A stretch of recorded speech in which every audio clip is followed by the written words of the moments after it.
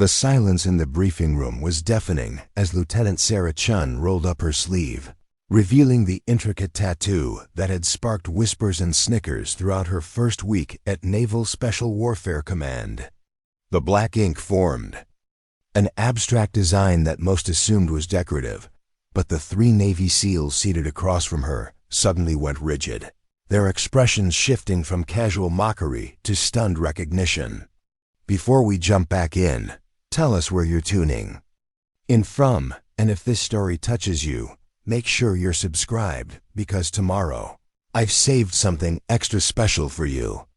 Sarah Chen had arrived at Naval Special Warfare Command in Coronado 3 weeks earlier, carrying orders that seemed almost too mundane for such an elite facility. At 28, she possessed the kind of quiet competence that often went unnoticed in military environments dominated by larger personalities and louder voices. Her personnel file listed her as a cryptographic specialist with advanced language skills, the type of support staff that kept operations running smoothly while others received the glory. The California sun beat down mercilessly on the training compound as Sarah made her way between buildings, her regulation uniform crisp despite the heat. She stood barely 5 feet 6 inches tall, with shoulder-length black hair always pulled back in a regulation bun and dark brown eyes that seemed to absorb everything while revealing nothing. Her colleagues had quickly categorized her as another desk-bound analyst, someone who processed intelligence reports while real operators conducted missions in the field. Commander Jake Morrison ran the intelligence division with the efficiency of someone who had spent 15 years in special operations before transitioning to administrative duties. His office overlooked the training facilities where SEL teams prepared for deployments, and he took pride in maintaining the high standards that made his unit legendary. When Sarah reported for duty that first morning, Morrison had given her the standard briefing about security protocols and administrative procedures, never imagining that this quiet analyst would soon challenge everything he thought he knew about classified operations. The morning briefings were held in a sterile conference room where fluorescent lights cast harsh shadows across maps and satellite imagery. Sarah typically sat in the back corner, taking notes while senior officers discussed operational planning and intelligence assessments. The SEALs who attended these meetings were accustomed to working with support personnel, but they rarely paid attention to the analysts who provided the information that kept them alive during missions. Chief Petty Officer Mike Rodriguez commanded one of the most successful SEAL teams in the command, his reputation built on successful operations in 3 different theaters of conflict. At 35, he embodied the confidence and swagger that came with surviving missions that would break lesser men. His team respected him for his tactical brilliance and his ability to bring everyone home safely, qualities that had earned him recognition throughout the special operations community. Rodriguez first noticed Sarah's tattoo during a routine intelligence briefing about terrorist activities in Southeast Asia. As she reached across the table to point out locations on a map, her sleeve rode up slightly, revealing the edge of what appeared to be an elaborate design on her forearm. The tattoo was clearly visible for only a moment before Sarah unconsciously adjusted her sleeve, but Rodriguez caught enough detail to spark his curiosity. Petty Officer First Class Tom Bradley sat beside Rodriguez, his attention divided between the briefing materials and the new analyst who seemed remarkably well informed about regional politics and military capabilities. Bradley had served under Rodriguez for 3 years, participating in operations that pushed the boundaries of conventional warfare. His specialty was demolitions and close-quarters combat, skills that had been tested in environments where mistakes meant death. The third member of Rodriguez's core team was Petty Officer Second Class Danny Walsh, a communications specialist whose technical expertise had proven invaluable during complex operations. Walsh possessed an analytical mind that complemented his teammates' more aggressive approaches, and he had developed a reputation for identifying patterns and connections that others missed. His attention to detail had saved the team from ambushes and helped them navigate political complexities in foreign countries. During that first briefing, Sarah had presented intelligence about arms trafficking networks with a level of detail that impressed even the experienced operators. Her analysis included information about specific individuals, their operational methods, and their connections to larger criminal organizations. The precision of her intelligence suggested access to sources that went beyond standard reporting channels, but nobody questioned how a newly assigned analyst had obtained such comprehensive information. The mocking began subtly, as it often did in military environments where hierarchy and tradition shaped social interactions. Walsh was the first to comment, making a casual remark about tattoos being against regulations during a break between briefings. His comment was delivered with the kind of casual authority that suggested he was simply stating obvious facts, but Sarah detected the underlying challenge in his tone. Rodriguez joined the conversation with observations about maintaining professional appearance standards, his comments directed towards Sarah, but spoken loudly enough for others to hear. The implication was clear. She was being reminded of her place in the hierarchy and expected to conform to unstated expectations about how support personnel should present themselves.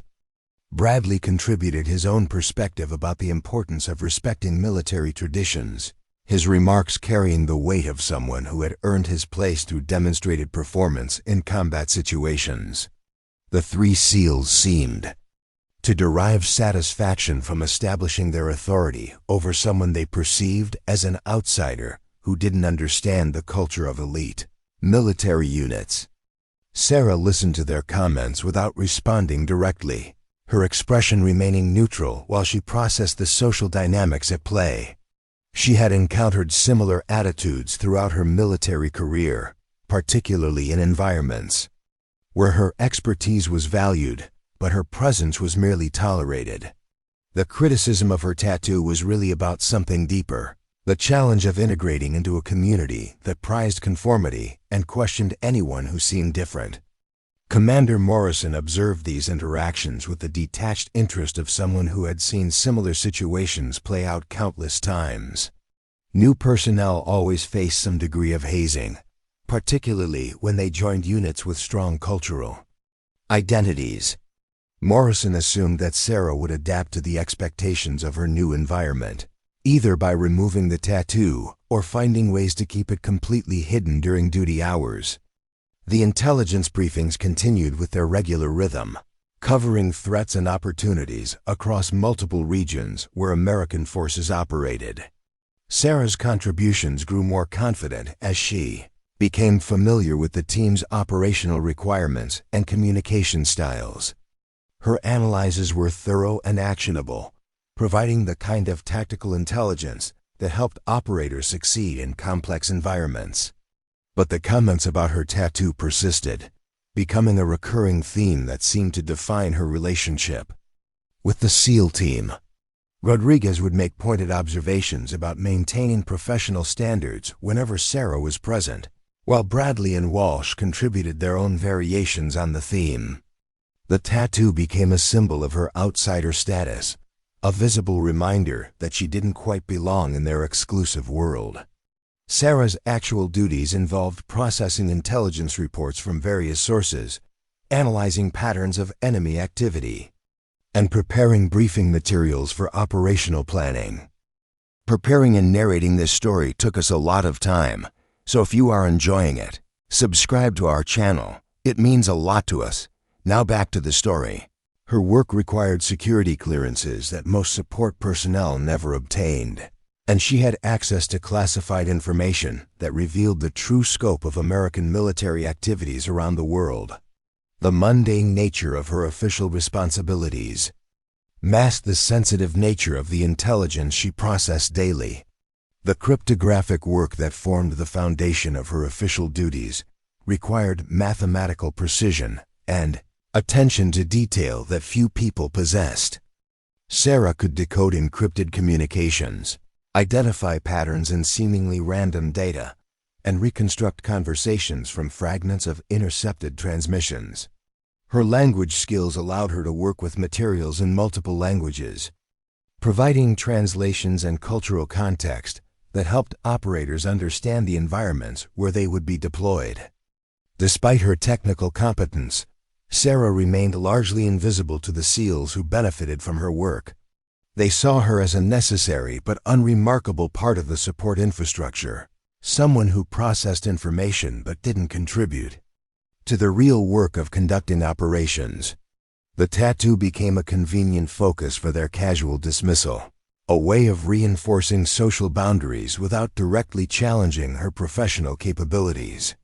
The base dining facility provided a neutral space where different units mixed during mealtimes, creating opportunities for informal conversations and social interaction. Sarah typically ate alone, reading reports or reviewing notes, while other personnel gathered in groups, organized around shared experiences and mutual friendships. The SEALs occupied tables near the center of the dining hall, their conversations animated by stories and shared references that excluded outsiders. Rodriguez's team had developed their own table, where they gathered for meals and debriefed from training exercises or recent operations. Their conversations covered everything from equipment modifications to tactical innovations, creating a continuous dialogue about improving their effectiveness and maintaining their edge over potential adversaries. Sarah could overhear fragments of these discussions from her solitary table, gaining insights into their priorities and concerns. The social dynamics of the dining facility reflected the broader culture of the Naval Special Warfare community, where inclusion required demonstration of shared values and mutual respect. Sarah's presence was tolerated but not welcomed, her contributions acknowledged but not celebrated. The tattoo served as a convenient excuse for maintaining distance, allowing the SEALs to exclude her without directly confronting the more complex issues of gender and cultural integration. Physical training sessions provided another venue where Sarah's presence challenged established norms and expectations. The SEAL teams maintained rigorous fitness standards that reflected the physical demands of their operational requirements, and they took pride in their ability to perform at levels that exceeded conventional military standards. Sarah participated in group training sessions, demonstrating capabilities that surprised those who had assumed she was purely a desk-bound analyst. Her performance during obstacle courses and endurance challenges revealed a level of physical conditioning that seemed inconsistent with her supposed role as a support analyst. Sarah moved with the fluid efficiency of someone who had received advanced training, her technique suggesting familiarity with combat skills that went beyond basic military requirements. The SEALs noticed these contradictions but attributed them to exceptional personal discipline rather than professional training. The weapons range provided another opportunity for Sarah to demonstrate capabilities that didn't match her official duties. Her marksmanship scores consistently exceeded those of personnel whose primary responsibilities involved combat operations, and she displayed familiarity with weapon systems that most analysts would never encounter. Rodriguez observed her performance with growing curiosity, wondering how someone with her background had developed such advanced skills. Sarah's living quarters were located in the section of the base reserved for support personnel, a functional but unremarkable area that reflected the military's practical approach to housing. Her room was Spartan, containing only the essential items needed for daily life and professional duties. The few personal items she displayed revealed nothing about her background or interests, maintaining the anonymity that seemed to define her presence on the base. The work schedule at Naval Special Warfare Command operated on a rhythm determined by operational requirements and training cycles. Sarah's duties typically began before dawn, when she would review overnight intelligence reports and prepare briefing materials for the day's meetings. Her office was located in a secure section of the intelligence building, surrounded by the sophisticated equipment needed to process classified information. The technology available to Sarah included communication systems that could intercept and decode transmissions from around the world, satellite imagery that revealed enemy movements and installations, and databases containing detailed information about foreign military capabilities and political developments. Her access to these resources reflected the sensitive nature of her work, but also isolated her from personnel who lacked similar clearances. Commander Morrison had developed a routine of checking on his analyst's progress, ensuring that intelligence products met the standards required for operational planning. His visits to Sarah's office were brief and professional, focusing on specific requirements rather than broader discussions about her background or capabilities. Morrison appreciated her efficiency and accuracy, but remained focused on results rather than personal relationships.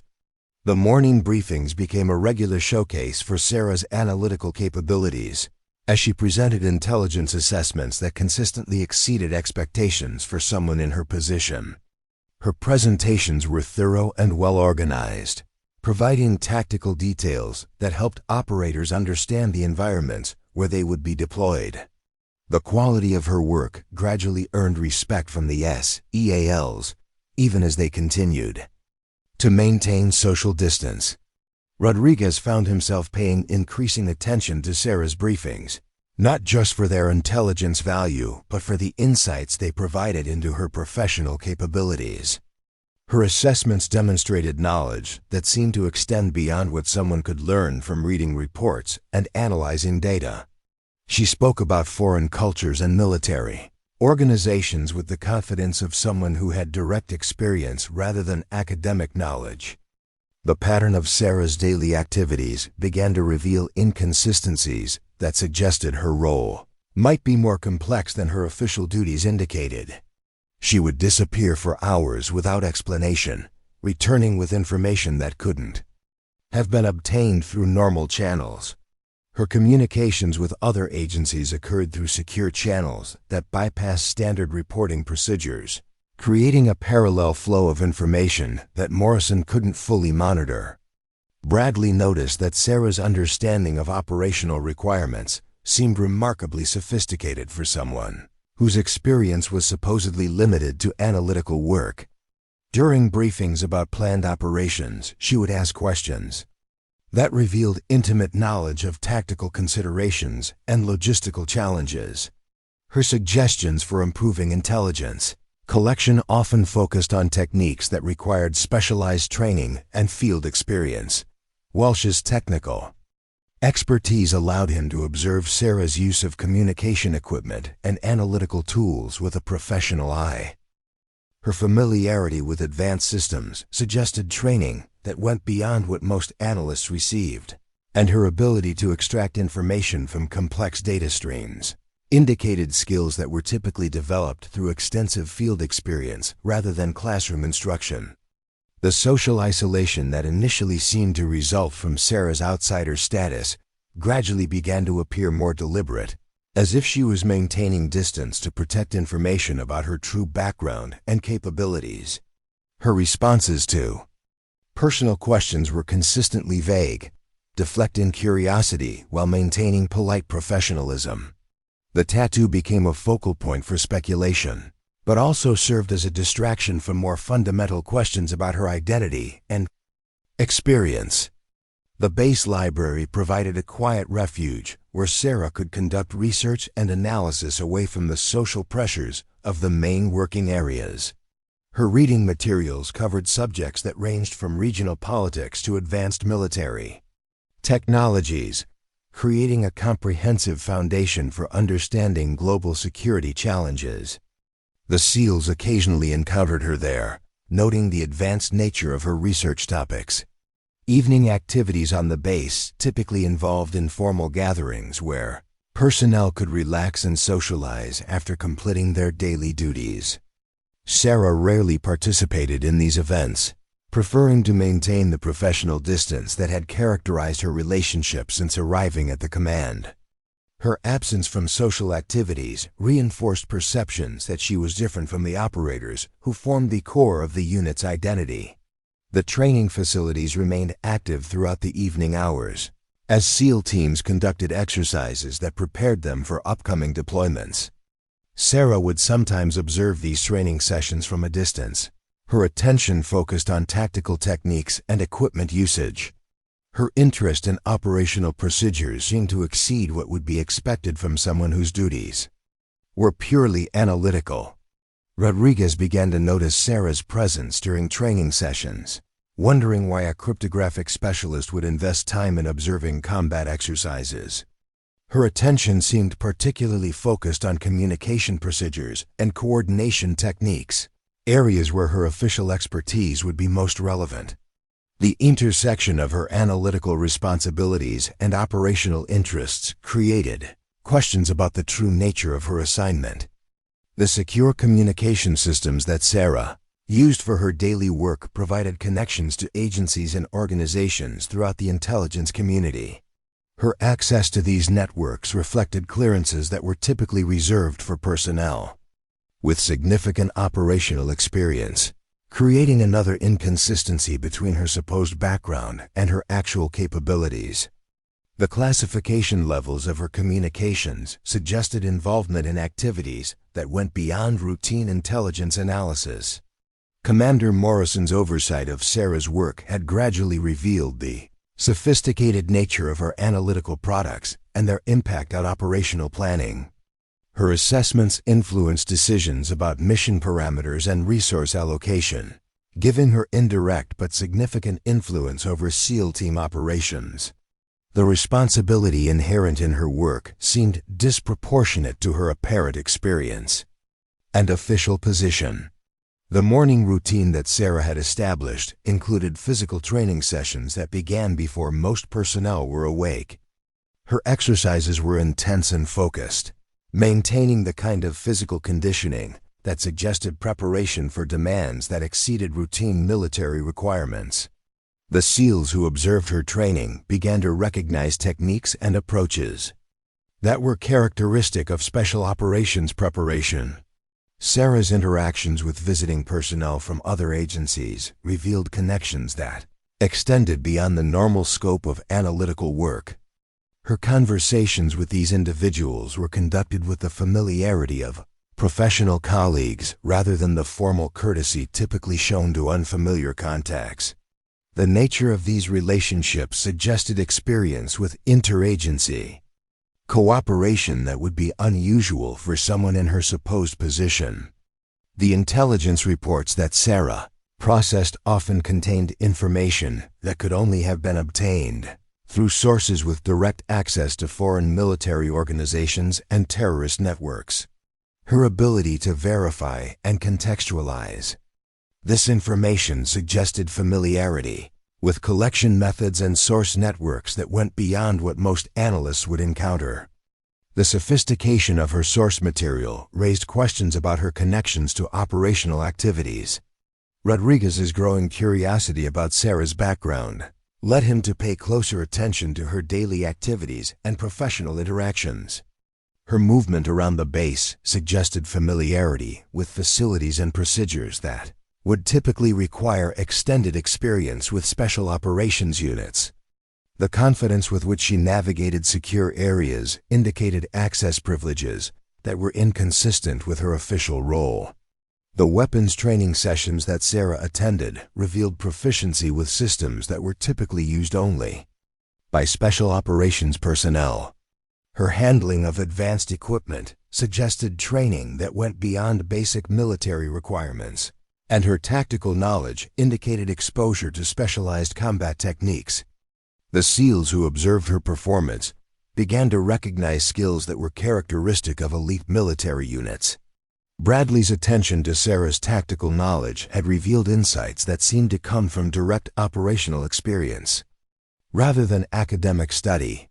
Her understanding of enemy capabilities and vulnerabilities demonstrated the kind of detailed knowledge that could only be obtained through prolonged exposure to active combat situations.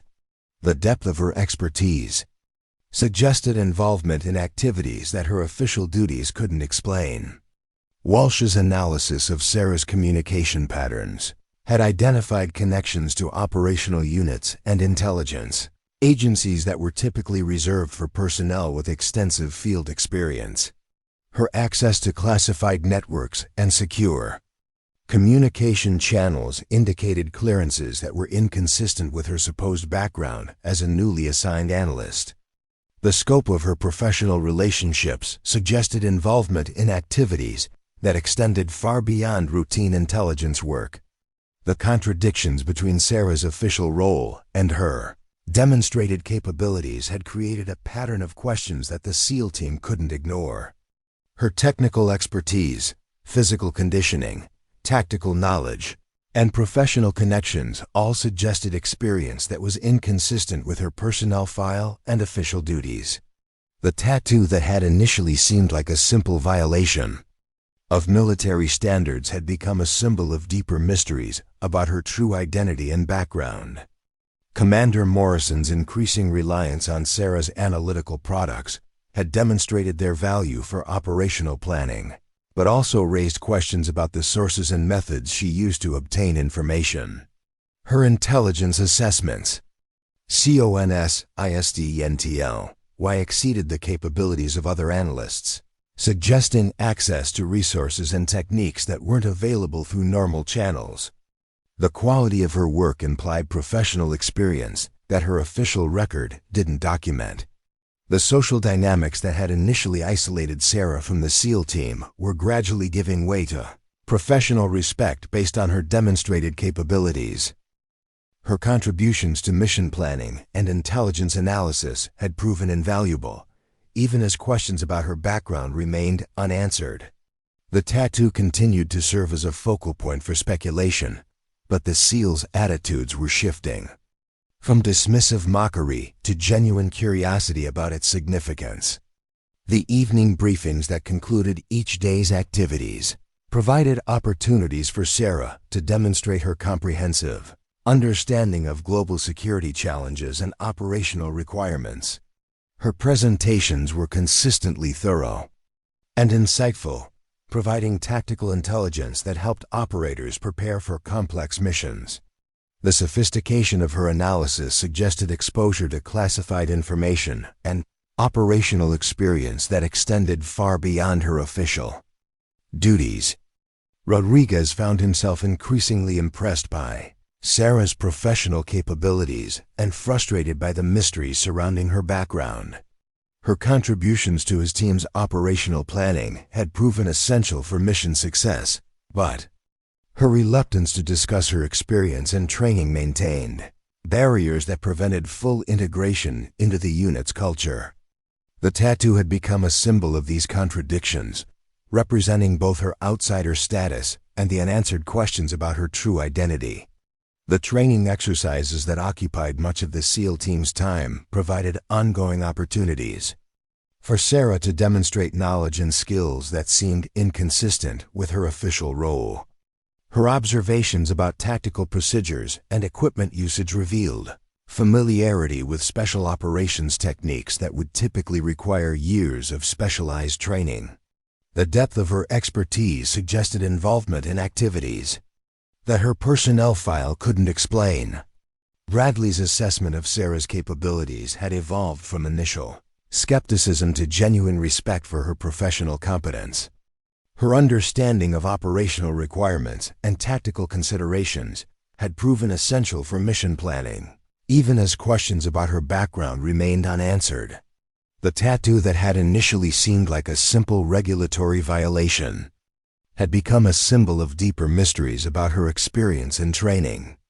Walsh's technical analysis of Sarah's work had revealed sophisticated understanding of communication systems and intelligence collection methods that exceeded what most analysts would encounter.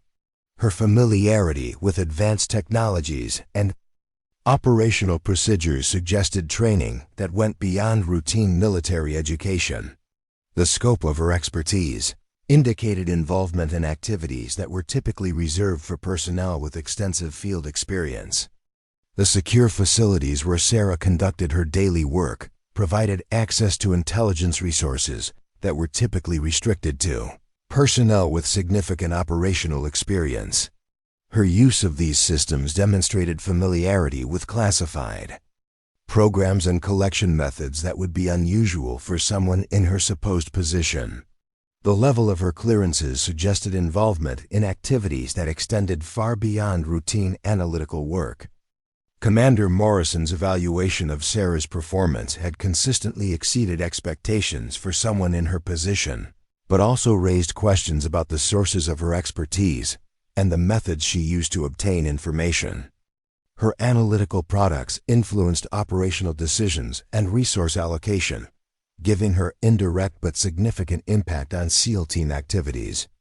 The responsibility inherent in her work seemed disproportionate to her official role and apparent experience.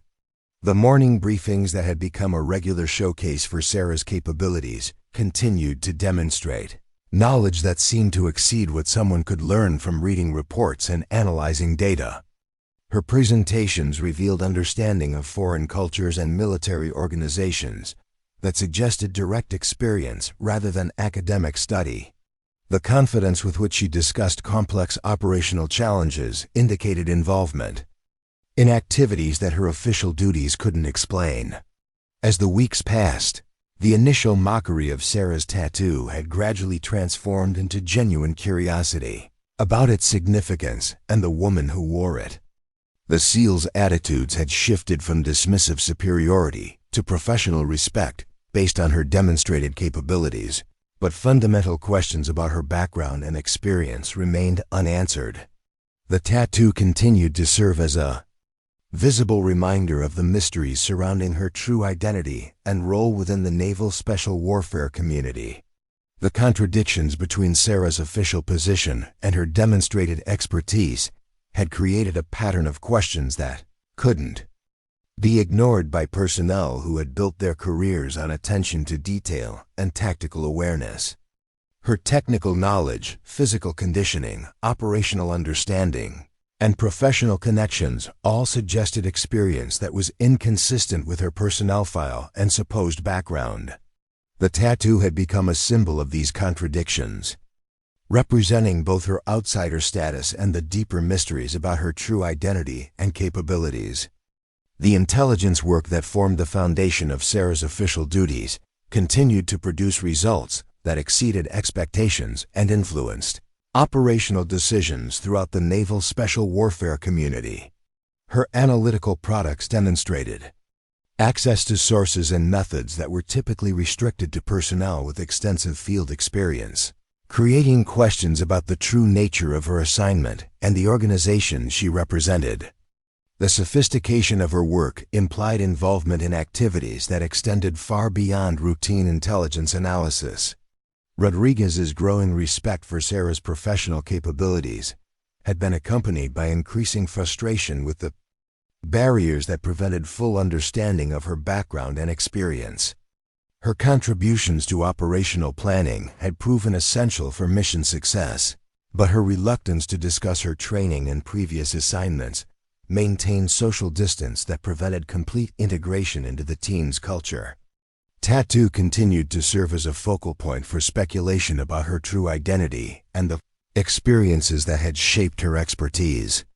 The secure communication systems that Sarah used for her daily work provided connections to agencies and organizations throughout the intelligence community, revealing professional relationships that extended far beyond what would be expected.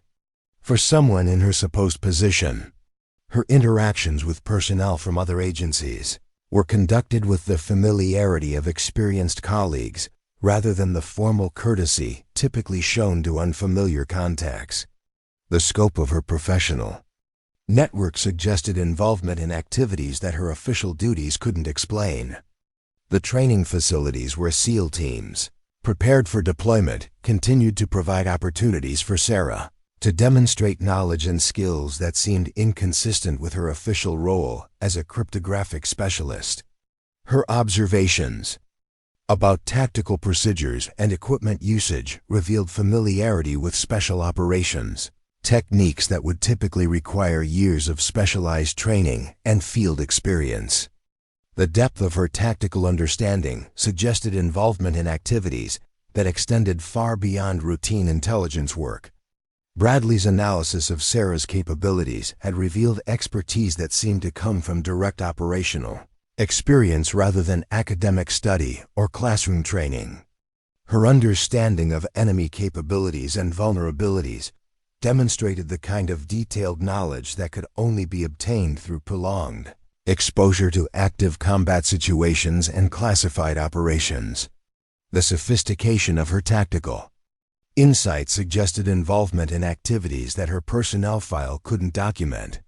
Walsh's technical evaluation of Sarah's work had identified familiarity with communication systems and intelligence collection methods that exceeded what most analysts would encounter during routine assignments. Her ability to extract information from complex data streams and identify patterns in seemingly random communications indicated skills that were typically developed through extensive field experience rather than classroom instruction. The scope of her technical expertise suggested training that went beyond standard military education.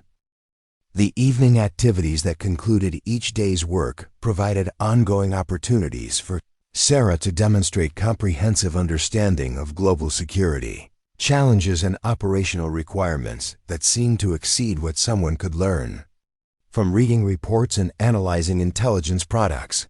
Her insights into foreign cultures and military organizations revealed knowledge that suggested direct experience rather than academic study.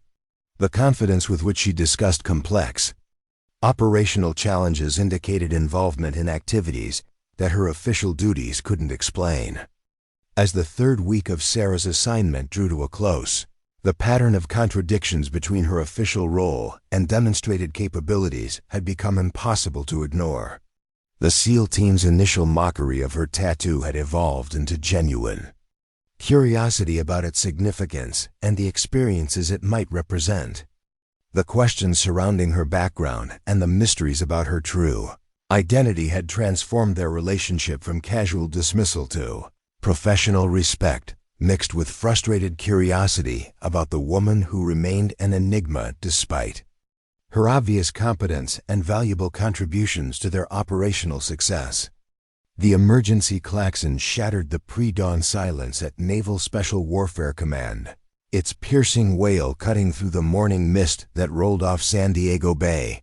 Sarah Chen was already awake in her quarters, reviewing encrypted communications that had arrived during the night when the alarm began its urgent cycle. Within minutes, the base transformed from peaceful morning routine to controlled chaos as personnel rushed to their emergency stations. Commander Morrison's voice crackled over the base communication system, his tone carrying the weight of serious developments. All senior personnel report to the main briefing room immediately. This is not a drill. Repeat, all senior personnel to the main briefing room. Sarah gathered her secure tablet and classification folders, knowing that whatever had triggered this emergency would likely require her analytical expertise. The main briefing room filled rapidly with the controlled urgency that characterized military responses to crisis situations. Rodriguez arrived with his team members Bradley and Walsh, their expressions reflecting the heightened alertness that came from years of responding to emergency deployments. Sarah took her usual position near the back of the room, her secure tablet displaying preliminary intelligence reports that painted a disturbing picture of developing threats. Commander Morrison stepped to the front of the briefing room, his weathered face reflecting the gravity of the situation they now faced. Intelligence sources have confirmed that a high-value terrorist asset has been captured in Southeast Asia, he announced, his voice carrying across the silent room. The individual possesses critical information about planned attacks against American interests, but the window for extraction is extremely limited. The large display screen activated, showing satellite imagery of a remote compound surrounded by dense jungle terrain. Morrison continued his briefing with the methodical precision that characterized military planning under pressure. The target is being held in this facility, approximately 200 kilometers from the nearest friendly forces. Intelligence indicates that hostile forces are converging on the location, making immediate action essential. Rodriguez studied the terrain imagery with the practiced eye of someone who had conducted similar operations in equally challenging environments. His tactical assessment was immediate and concerning. "Commander, that terrain is going to make insertion and extraction extremely difficult. The jungle canopy will prevent helicopter operations, and ground approaches are limited to narrow corridors that could easily become killing zones."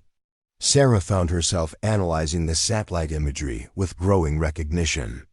The facility's location and surrounding terrain were familiar to her in ways that she couldn't easily explain through her official duties as a cryptographic specialist.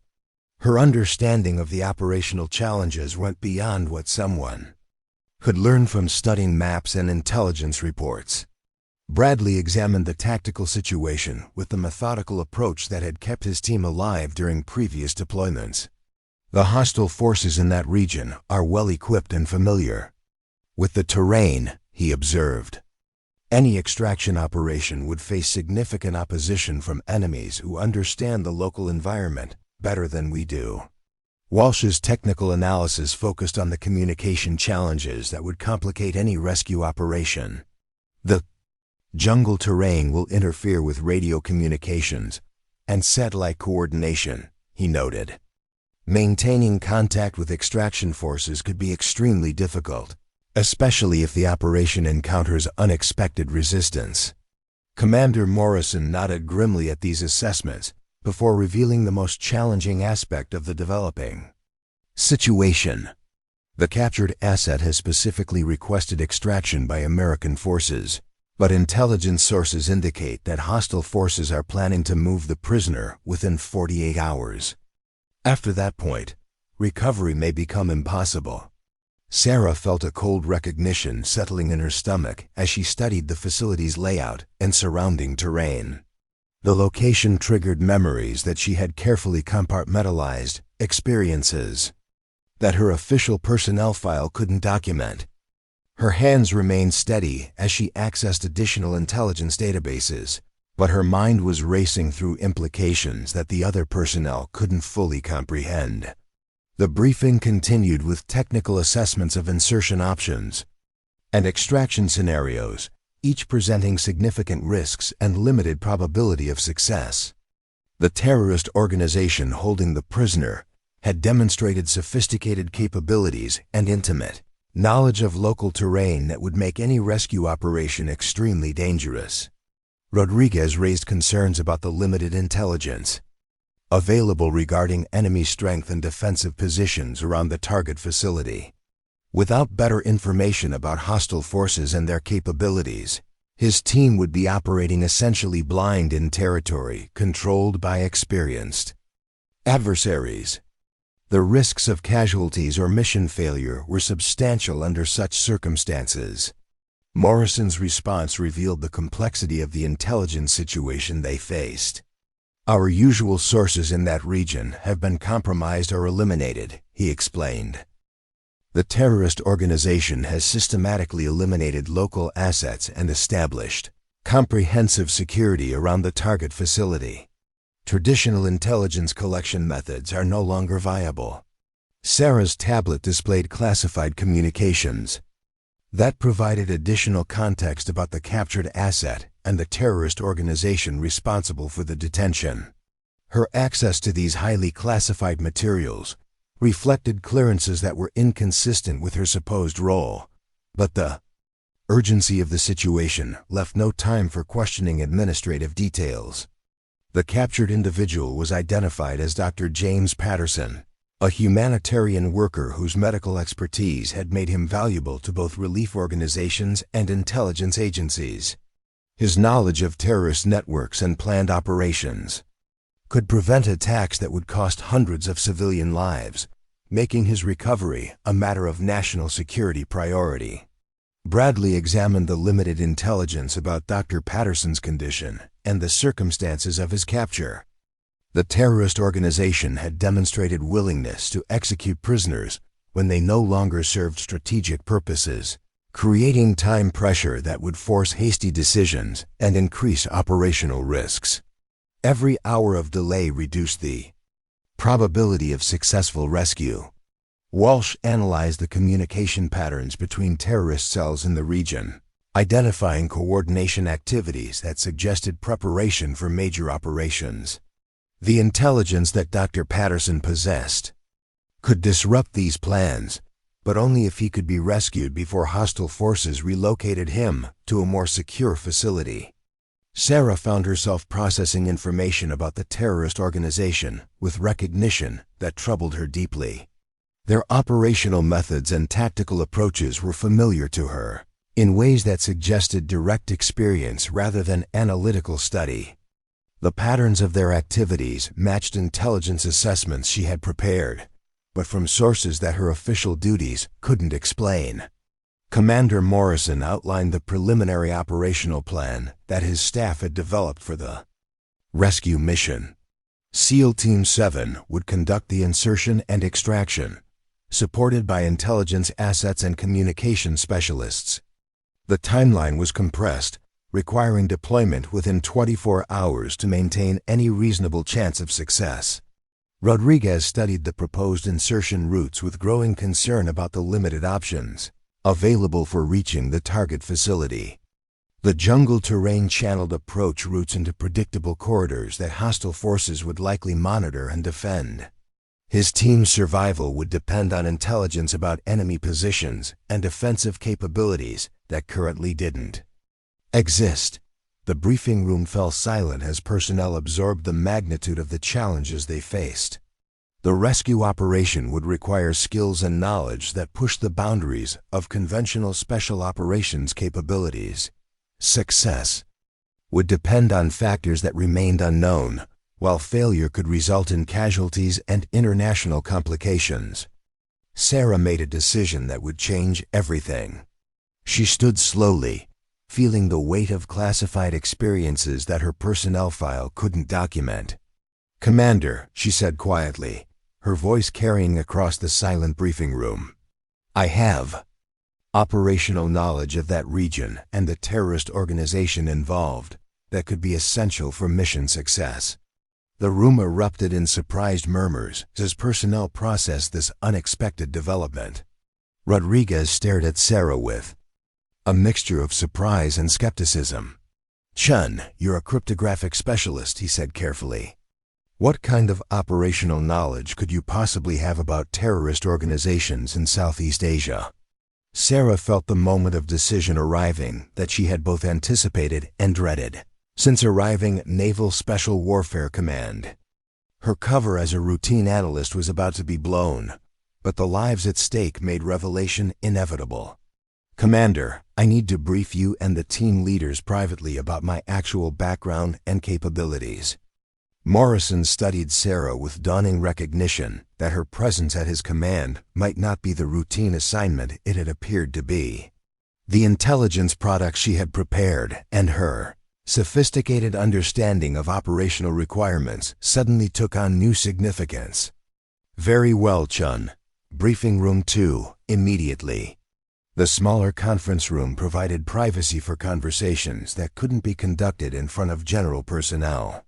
Sarah sat across from Morrison, Rodriguez, Bradley, and Walsh, knowing that what she revealed would fundamentally change their understanding of her identity and role at the command. Commander Morrison activated the room's security systems, ensuring that their conversation would remain classified and protected from outside monitoring. The white noise generators and electronic countermeasures created an environment where sensitive information could be discussed without fear of compromise. Sarah began with the careful revelation that would explain the contradictions that had puzzled the SEAL team for weeks. "My actual assignment here is not as a cryptographic specialist," she said quietly. "I'm a deep cover operative with the Defense Intelligence Agency, conducting assessment and monitoring activities related to international terrorist networks." Rodriguez felt pieces of a complex puzzle suddenly falling into place as Sarah's revelation explained the inconsistencies they had observed in her background and capabilities. Your tactical knowledge and physical conditioning, he said slowly. You've had operational experience that your personnel file doesn't show. Bradley examined Sarah with new understanding of the skills and insights she had demonstrated during their brief working relationship. The sophisticated intelligence products you've been preparing came from direct source access rather than analytical research, he concluded. You've been in contact with assets and networks that most analysts never encounter. Walsh's technical expertise allowed him to appreciate the implications of Sarah's revelation for the communication systems and intelligence networks she had been accessing. Your clearances and system access reflected operational requirements rather than analytical duties, he realized. You've been conducting activities that required field agent capabilities. Sarah nodded, understanding that trust would require complete honesty about her background and experience. Over the past 5 years, I've conducted extended operations in Southeast Asia, developing source networks and gathering intelligence about terrorist organizations planning attacks against American interests. The region where Dr. Patterson is being held is one where I've operated extensively.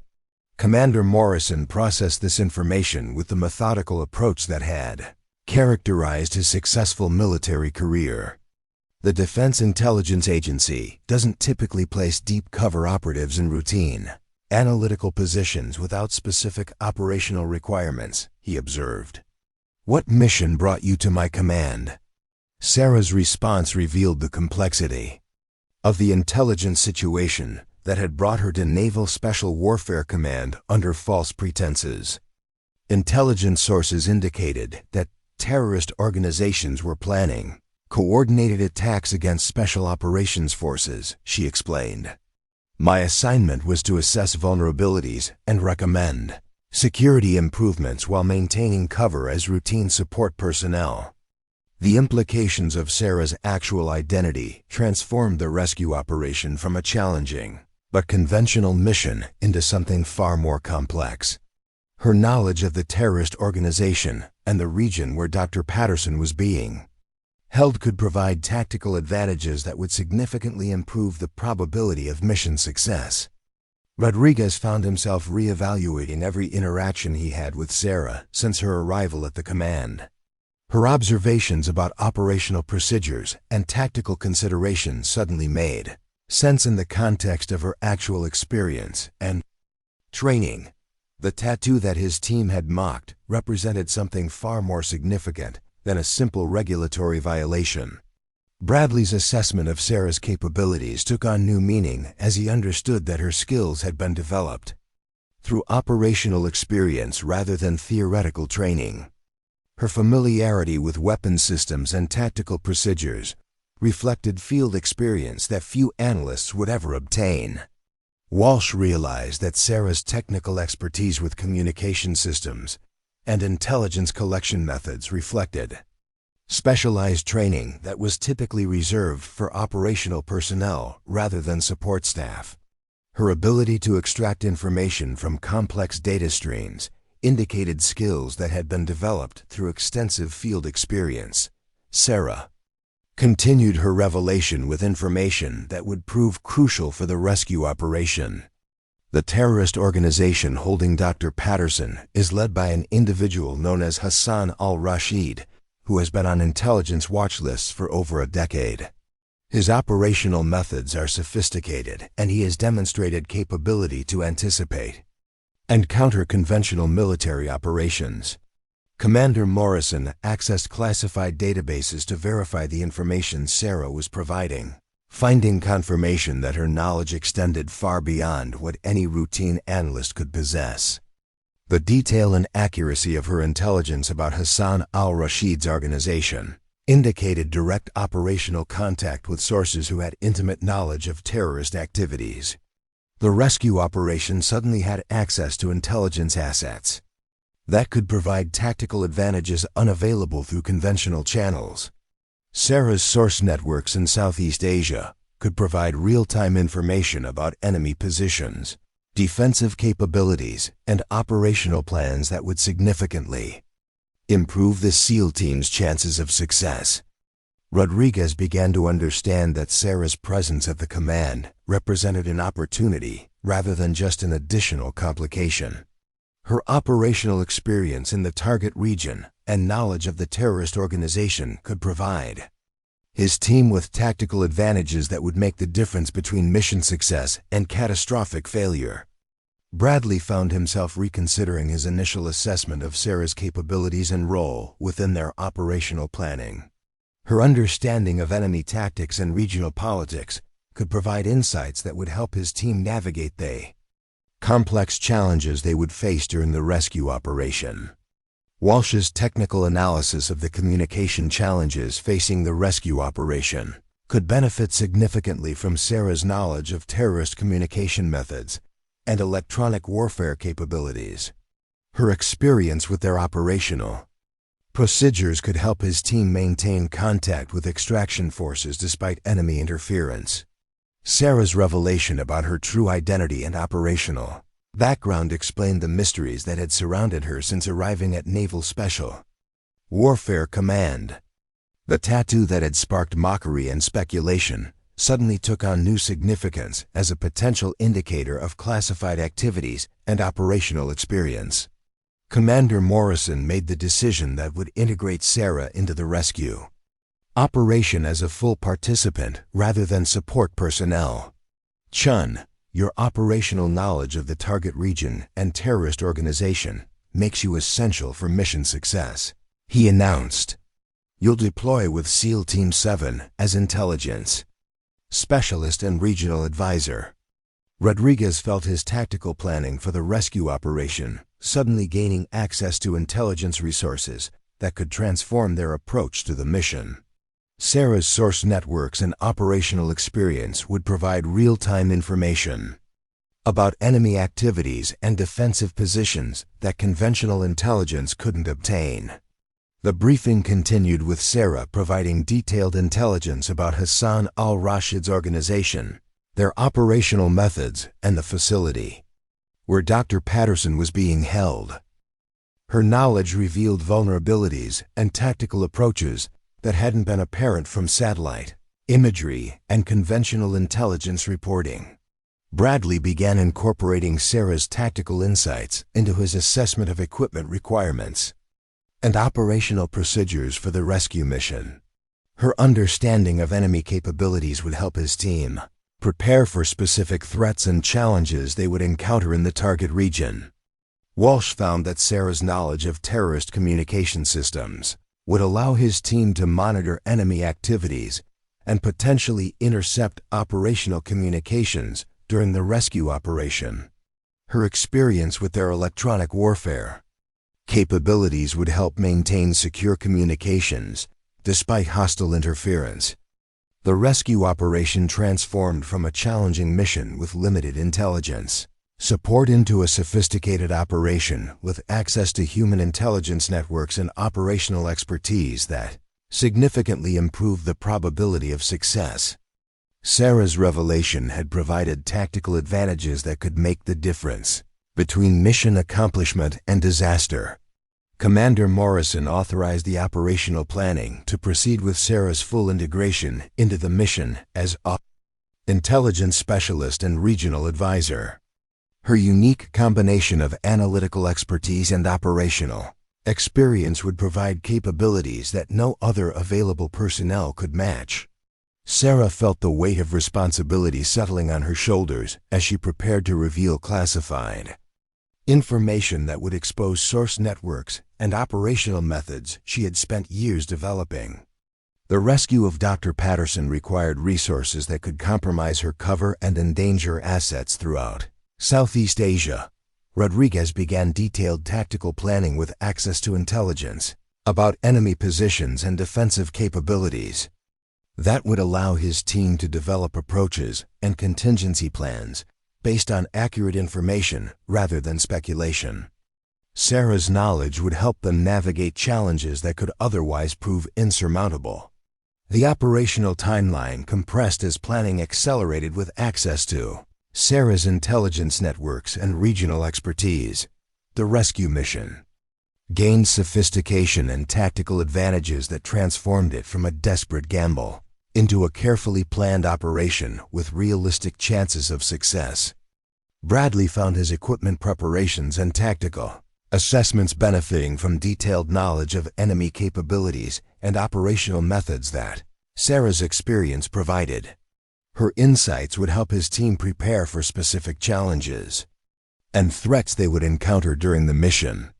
Walsh's communication planning suddenly had access to detailed knowledge of terrorist, electronic warfare capabilities and communication systems that would allow his team to maintain operational security and coordinate effectively with extraction forces despite enemy interference attempts. Sarah's integration into the rescue operation represented a fundamental shift from her cover role as support personnel to full operational participation in a mission that would test every skill and capability she had developed during 5 years of deep cover operations in Southeast Asia. Commander Morrison's decision to include Sarah in the rescue operation reflected recognition that her unique combination of intelligence assets and operational experience was essential for mission success. The tactical advantages her participation provided outweighed the risks of exposing her cover and compromising her long-term operational effectiveness. The briefing concluded with detailed planning sessions that would integrate Sarah's intelligence, networks and operational expertise into every aspect of the rescue mission. Her knowledge would inform insertion routes, tactical approaches, extraction procedures, and contingency planning that could mean the difference between success and catastrophic failure. Rodriguez felt his confidence in the mission's probability of success increasing significantly as Sarah's intelligence resources became available to support tactical planning. Her operational experience in the target region would provide insights that could help his team avoid ambushes and navigate challenges that would otherwise prove overwhelming. As the planning session ended, Sarah prepared to contact source networks that she had spent years developing, knowing that the rescue of Dr. Patterson would require her to expose assets and methods that could never be used again. The sacrifice of her operational cover was the price of saving a life that could prevent hundreds of deaths. The transformation of Sarah's role from dismissed support analyst to essential operational participant represented vindication of capabilities that the SEAL team had failed to recognize. The tattoo they had mocked would soon be revealed as a symbol of sacrifices and accomplishments that commanded respect rather than derision. Bradley found himself anticipating deployment with significantly greater confidence in their tactical preparations and intelligence support. Sarah's integration into the mission planning provided access to information and expertise that would help his team navigate complex challenges with greater probability of survival and success. Walsh's technical preparations for maintaining communications during the rescue operation benefited from detailed knowledge of enemy electronic warfare capabilities that Sarah's experience provided. Her insights would help his team overcome interference and coordinate effectively with extraction forces.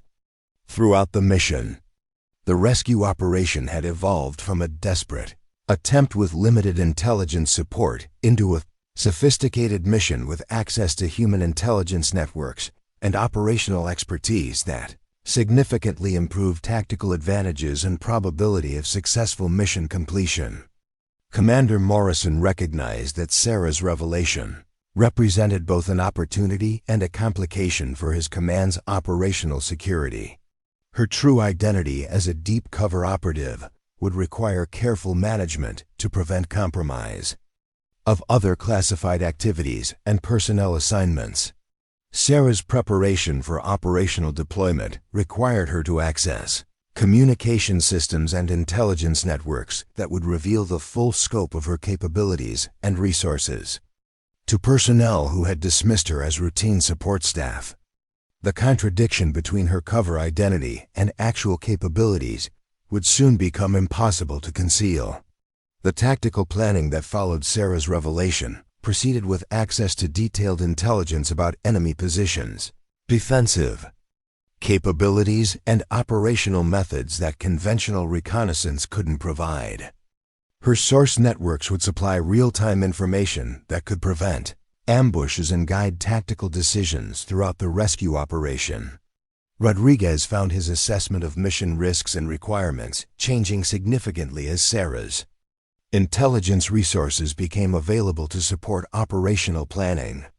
Her knowledge of terrorist tactics and regional politics would help his team prepare for challenges that extended beyond conventional military considerations.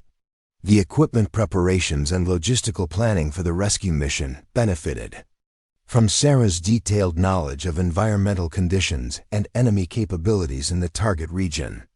Her operational experience would help the team prepare for specific threats and challenges that satellite imagery and conventional intelligence couldn't reveal. As the day progressed, Sarah's integration into the rescue operation revealed the full scope of capabilities that her cover assignment had concealed. The mockery that had characterized her initial reception at Naval Special Warfare Command was giving way to recognition that her contribution could determine the success or failure of a mission that would test every skill the SEAL team possessed.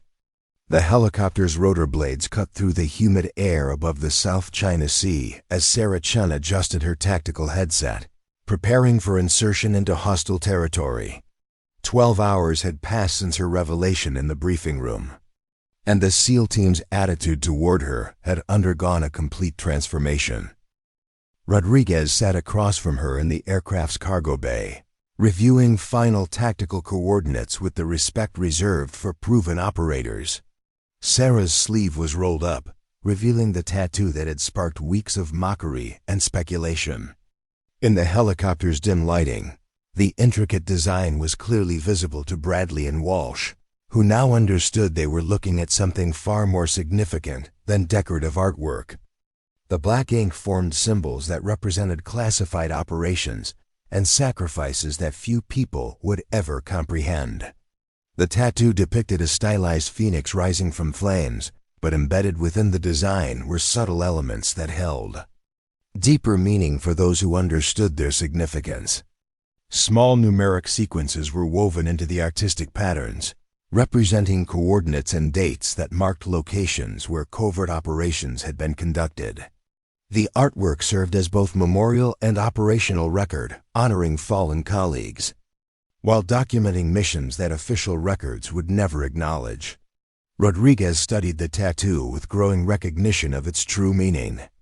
The phoenix represented rebirth and transformation, themes that resonated deeply with special operations personnel who understood the psychological costs of their work.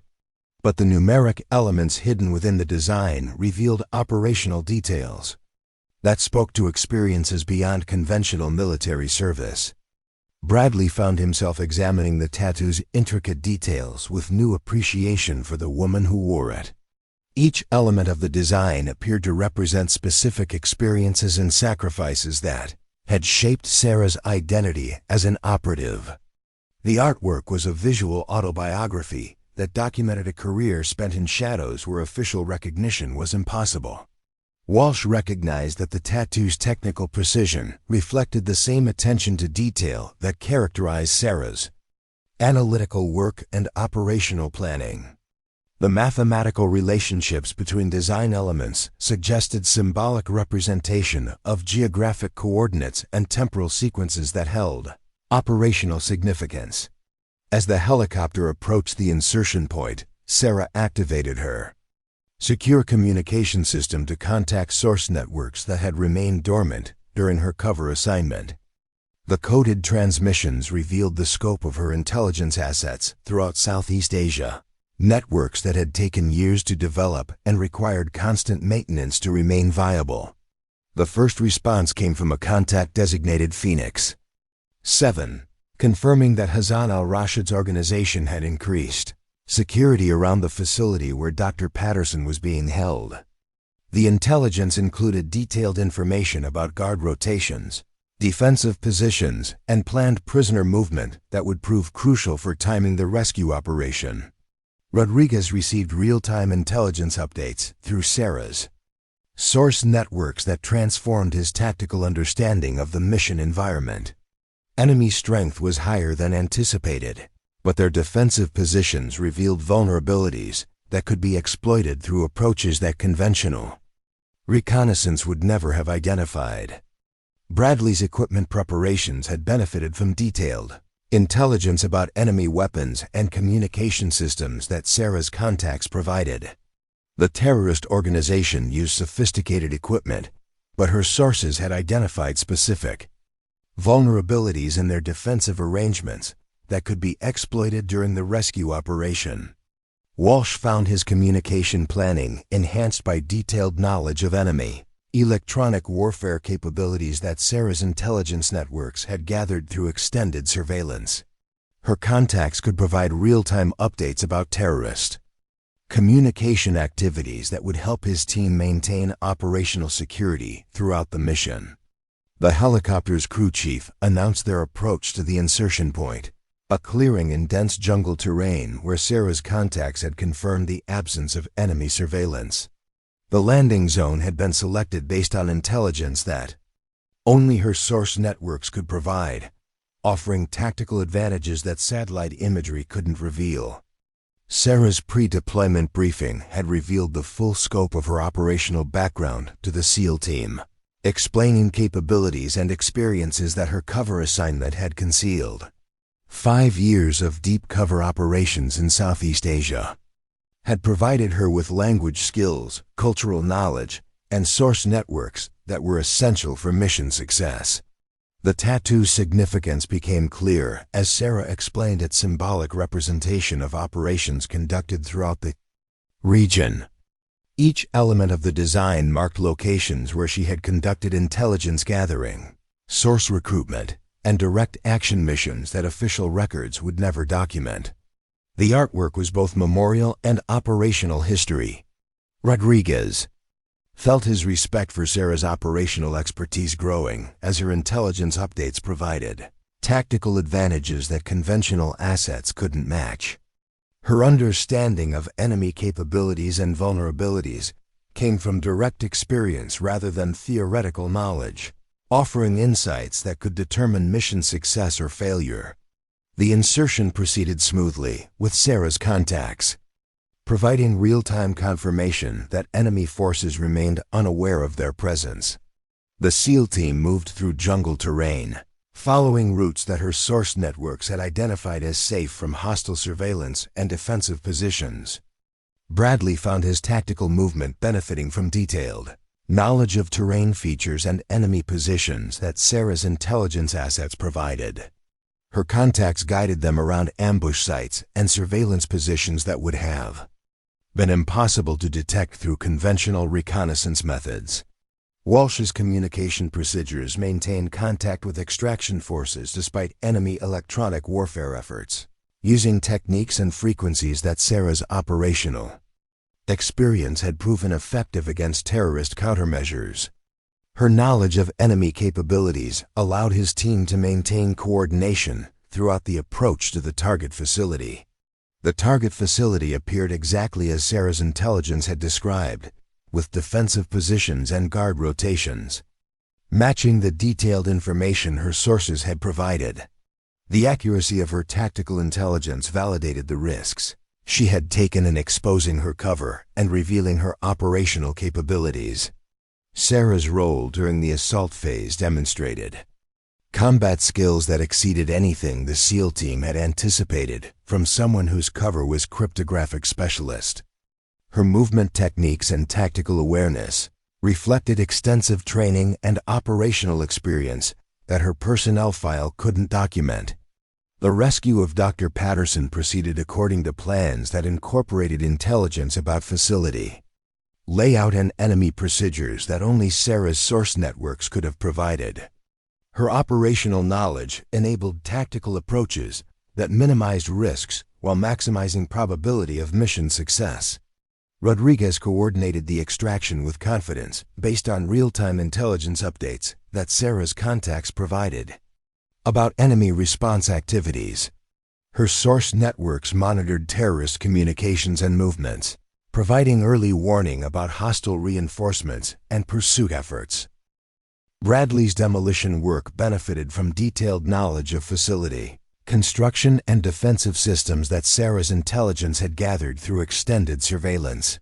Her contacts had provided architectural details that enabled precise targeting of critical systems while avoiding structural damage that could threaten the prisoner's safety. Walsh maintained communication coordination with extraction forces using procedures that Sarah's operational experience had proven effective against enemy electronic warfare capabilities. Her knowledge of terrorist countermeasures enabled his team to overcome interference and maintain tactical coordination throughout the operation. The extraction proceeded successfully, with Dr. Patterson recovered safely and transported to secure medical facilities where his intelligence about terrorist operations could be properly debriefed. The mission's success validated the tactical advantages that Sarah's revelation and integration had provided. Sarah's operational cover was permanently compromised by her participation in the rescue mission, ending 5 years of deep cover activities in Southeast Asia. The sacrifice of her long-term assignment was the price of saving Dr. Patterson's life and preventing the terrorist attacks his intelligence would help disrupt. The helicopter flight back to base provided opportunity for the SEAL team to process the full implications of Sarah's revealed identity and capabilities. The woman they had dismissed and mocked for weeks had proven herself to be one of the most operationally experienced personnel they had ever worked with. Rodriguez found himself reconsidering every assumption he had made about Sarah since her arrival at Naval Special Warfare Command. Her tactical knowledge and operational skills exceeded those of many SEAL team members, reflecting experiences that few people would ever accumulate during military careers. Bradley's assessment of Sarah's combat performance during the rescue operation revealed capabilities that matched or exceeded special operations standards. Her movement techniques, tactical awareness, and operational decision-making reflected extensive training and field experience that commanded professional respect.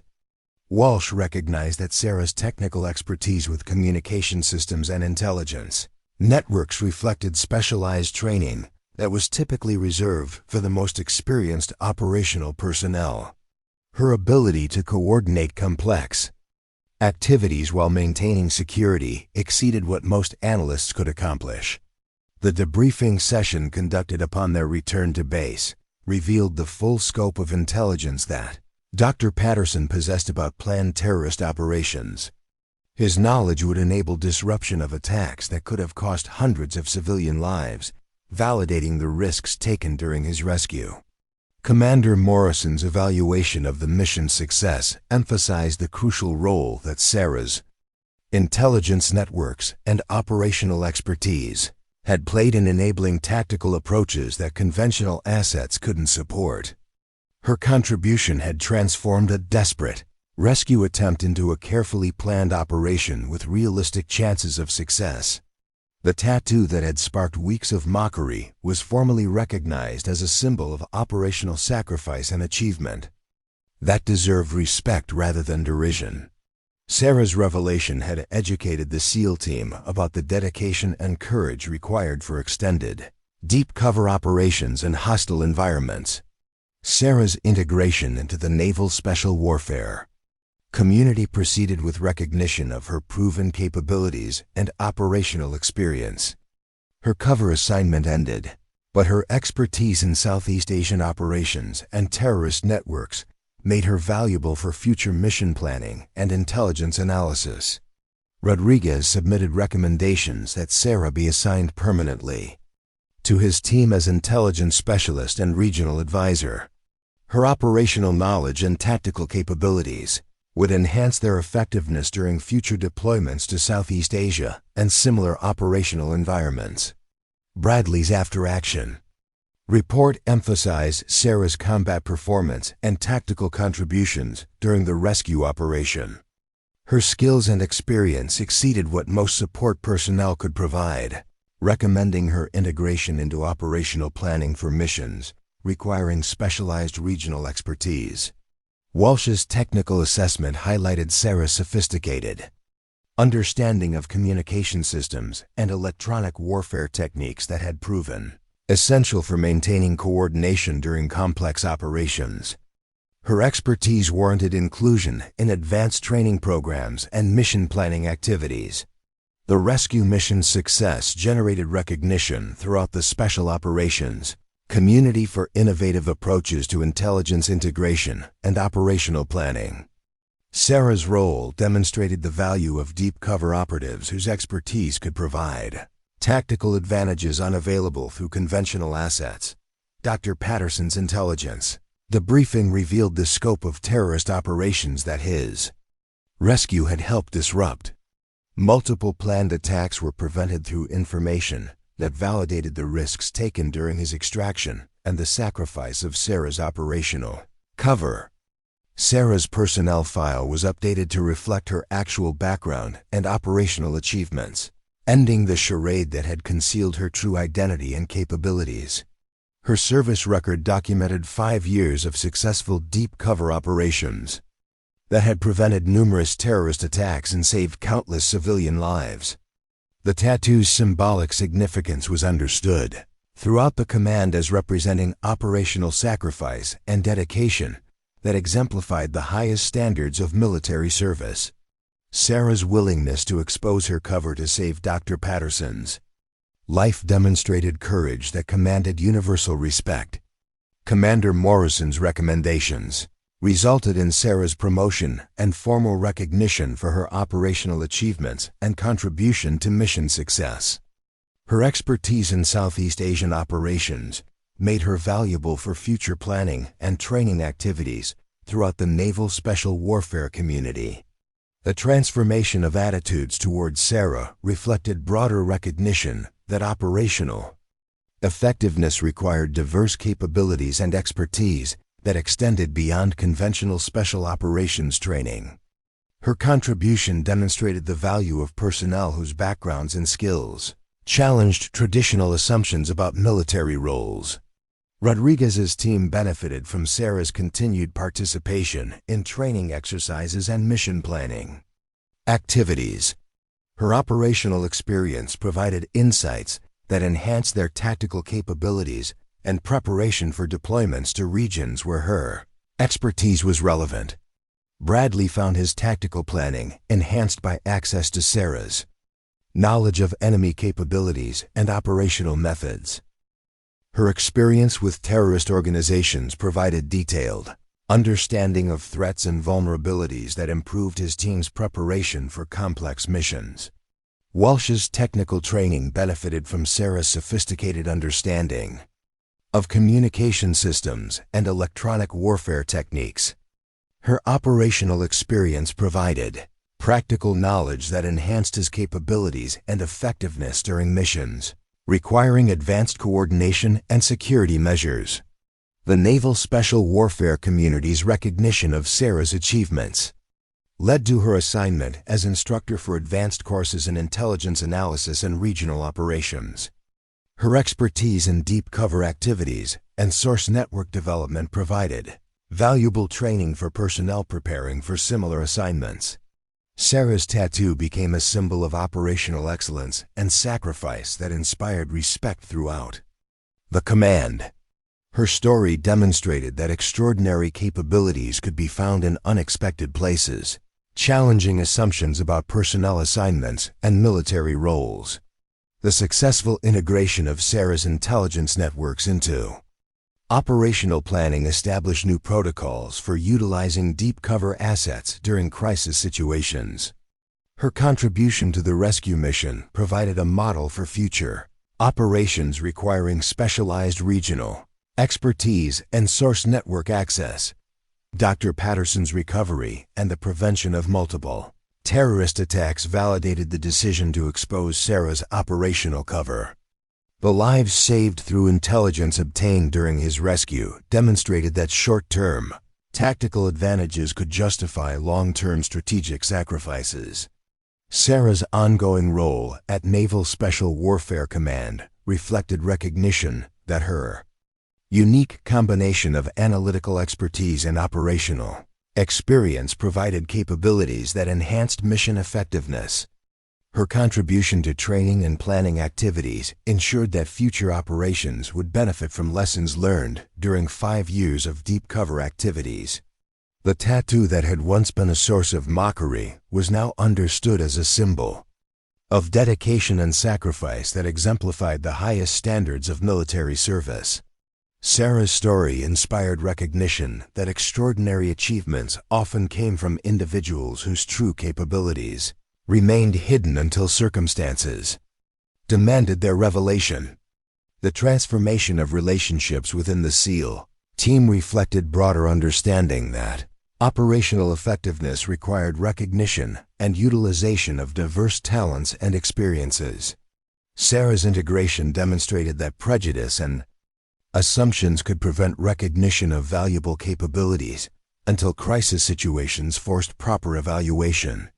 The rescue mission's success and Sarah's role in enabling tactical advantages through intelligence networks established her reputation as one of the most operationally experienced personnel in the Naval Special Warfare community. Her achievement commanded respect and recognition that would influence future assignments and career opportunities throughout the Special Operations community. 6 months after the successful rescue of Dr. Patterson, Sarah Chen stood before a packed auditorium at the Naval War College, delivering a lecture on deep cover operations to an audience of senior military officers and intelligence professionals.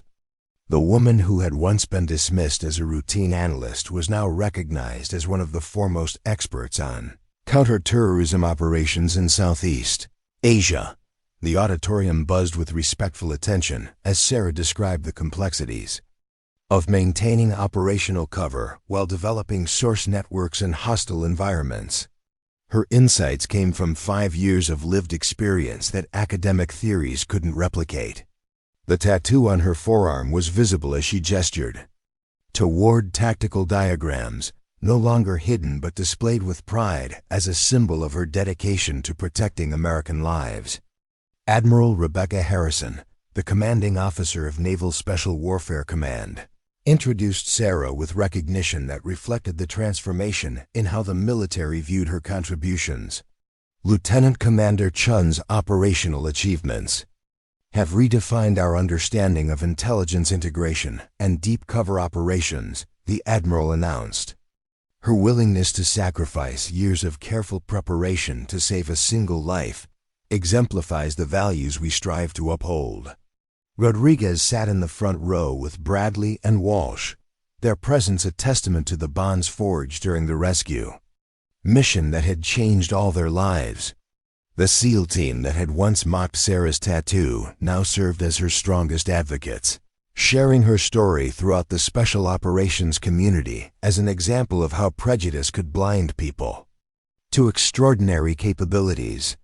The lecture hall's atmosphere reflected the profound respect that Sarah had earned through her demonstrated competence and personal sacrifice.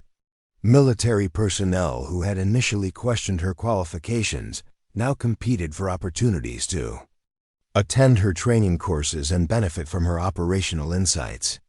Sarah's presentation focused on the psychological challenges of maintaining false identities while operating in environments where discovery meant death. Her voice carried the authority of someone who had faced these challenges personally, providing guidance that could only come from direct experience with the mental and emotional costs of deep cover work. The audience learned about the intricate process of building trust with foreign assets, while maintaining operational security that protected both sources and missions. Sarah's methods had been tested under the most dangerous conditions, proving their effectiveness through results that saved lives and prevented terrorist attacks. Bradley raised his hand during the question period, asking about the decision-making process that led Sarah to expose her cover during the rescue operation. His question carried personal weight, reflecting the respect he had developed for her judgment and courage under pressure. Sarah's response revealed the ethical framework that had guided her choices throughout her career. When operational security conflicts with immediate threats to human life. We must be willing to sacrifice long-term advantages for short-term humanitarian obligations, she explained. Dr. Patterson's knowledge could prevent hundreds of deaths, making his rescue worth any personal cost. Walsh asked about the technical challenges of maintaining secure communications while operating under false identities in foreign countries. His question demonstrated the professional curiosity that had replaced his initial skepticism about Sarah's capabilities. The discussion continued with detailed examination of source recruitment techniques and network security protocols that Sarah had developed through years of field experience. Her methods represented innovations that were now being incorporated into training programs throughout the intelligence community. Commander Morrison, who had been promoted to captain following the success of operations that incorporated Sarah's intelligence networks, spoke about the institutional changes her work had inspired. The integration of deep cover assets into tactical planning has become a standard practice that enhances our operational effectiveness while providing better protection for our personnel, he noted. The Naval War College had established the Chen Fellowship Program, providing advanced training in deep cover operations and cultural intelligence for officers preparing for extended overseas assignments. Sarah's techniques were being taught to the next generation of intelligence professionals who would carry her innovations into future operations. Dr. Patterson himself attended the lecture, his presence serving as a living reminder of the lives that Sarah's sacrifice had saved. The intelligence he had provided after his rescue had prevented 3 major terrorist attacks, validating the risks taken during his extraction and the decision to expose Sarah's operational cover. The tattoo that had once been a source of mockery was now featured in official military publications as an example of how operational personnel honored fallen colleagues and documented classified achievements. Sarah's artwork had inspired other deep cover operatives to develop similar methods of preserving memories that official records couldn't acknowledge.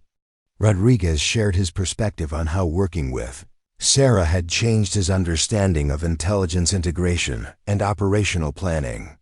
Her contribution to our team's effectiveness has been immeasurable, he told the audience. She taught us that the most valuable assets often come in unexpected packages.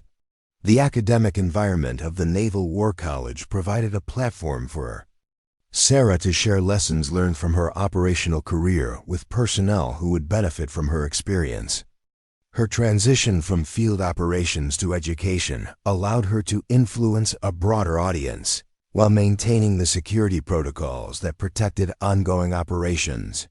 Sarah's teaching methodology incorporated real-world scenarios based on her actual experiences, providing students with practical knowledge that theoretical coursework couldn't deliver. Her classes were consistently oversubscribed, with waiting lists that reflected the demand for her unique expertise. The awards ceremony that concluded the lecture recognized Sarah's contributions to national security through her operational achievements and educational innovations.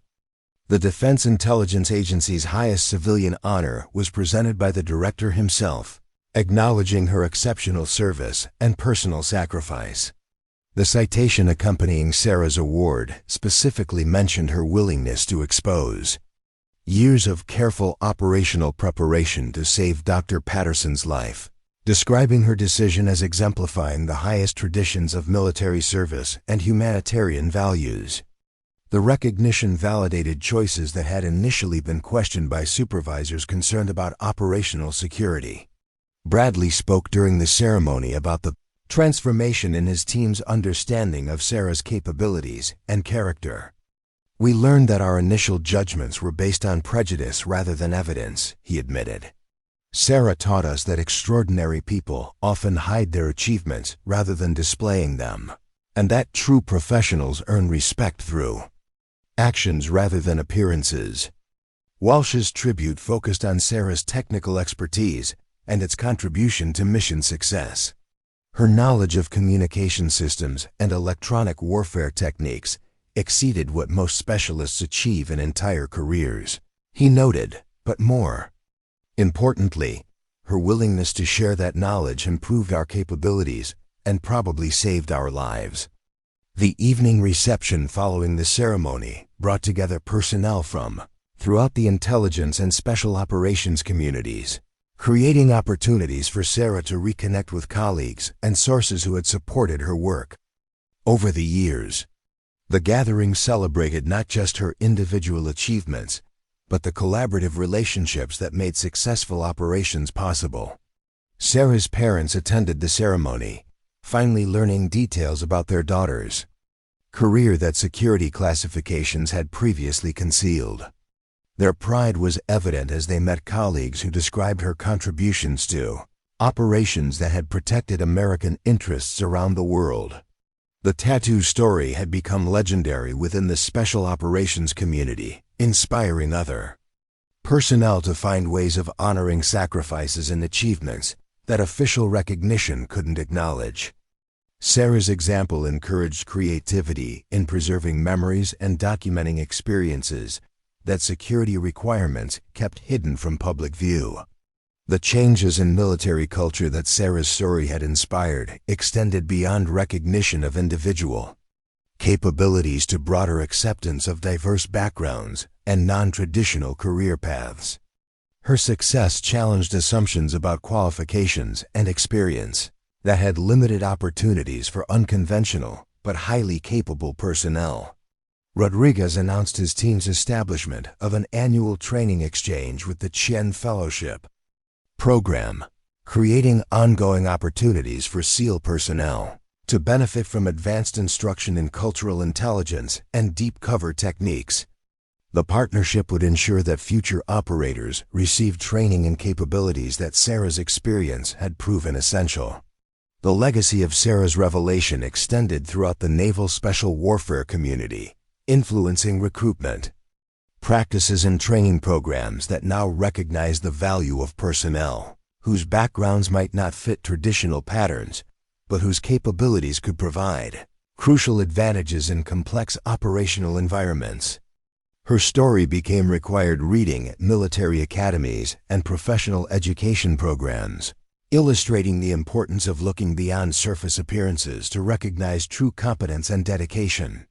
The lesson that extraordinary capabilities could be found in unexpected places influenced how military leaders evaluated personnel and made assignment decisions. Sarah's transition from active operations to education represented the natural evolution of a career spent serving national interests through personal sacrifice and professional excellence. Her influence on the next generation of intelligence professionals would multiply the impact of her individual achievements through the improved capabilities of those she trained. The tattoo that had sparked mockery and speculation was now displayed with pride, its symbolic significance understood and respected throughout the military community.